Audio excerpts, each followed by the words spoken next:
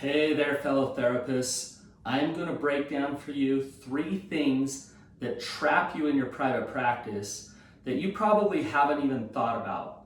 And yet you might be in that trap, or you might be creating it right now. I'm Brannon. I have built multi-million-dollar therapy clinics. I have sold products online. I have scaled my practice, and I have beat burnout. I want you to do the same.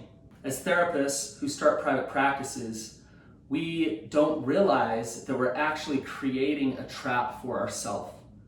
And there's 3 thoughts or 3 things that are like bars to that trap or that cage or whatever we're creating. I'm going to talk to you about what those traps are.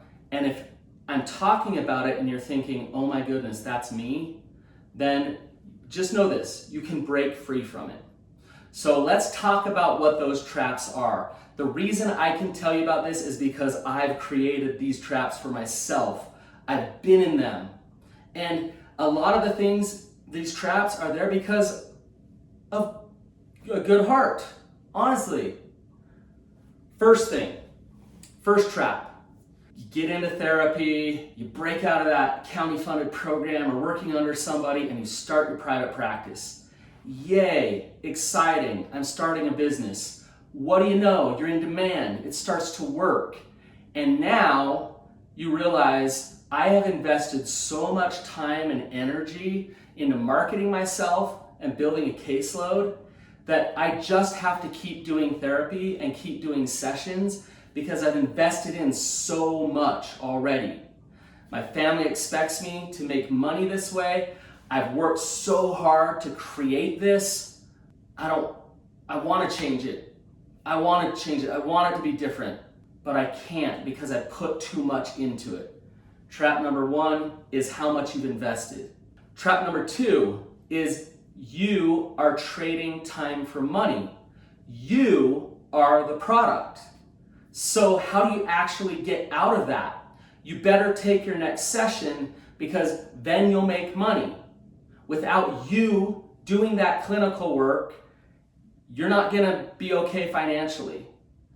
So it's a constant pressure to produce. Not only are you trying to run a business and start a business, you have created a business where you are the very product. That traps you because you don't have enough energy to actually scale up a business, to actually create the life that you want, because you're giving all of your energy to being the product and trading your time for money. Trap number 3 is that you have a bleeding heart. You care about your clients. It's really hard to say no to them, to create boundaries with your schedule and your caseload. You care so much that you want to be there for people. That's why you got into this in the first place. So instead of managing your schedule, setting yourself up to build business, to create more, you take the next session. You don't say no to that client. And you do way more than you should in order to invest the energy somewhere else to create a business that doesn't burn you out. Little do you know, the very thing that you've dreamed of is the very thing that's going to stop you from continuing to be a therapist. Because of these traps, you're going to get so burned out that you're not even going to stay a therapist. So you have to shift your paradigm. You have to do this differently so that you can help people for longer, you can help more people, and your reach can be bigger. Trust me, I've been there. Trust me, I have overspent my energy. I have given myself to people. I've invested so much time in building a caseload, I didn't want to tear down my caseload. I was trading time for money. I was supporting a family. I didn't want to say no to $100, $150 an hour. I cared deeply about people, and at times they were desperate for help. They just needed someone to talk to, and it felt impossible to say no to them.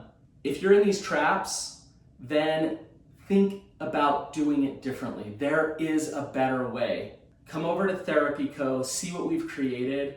We're going to guide you through a process to actually create a practice that you love.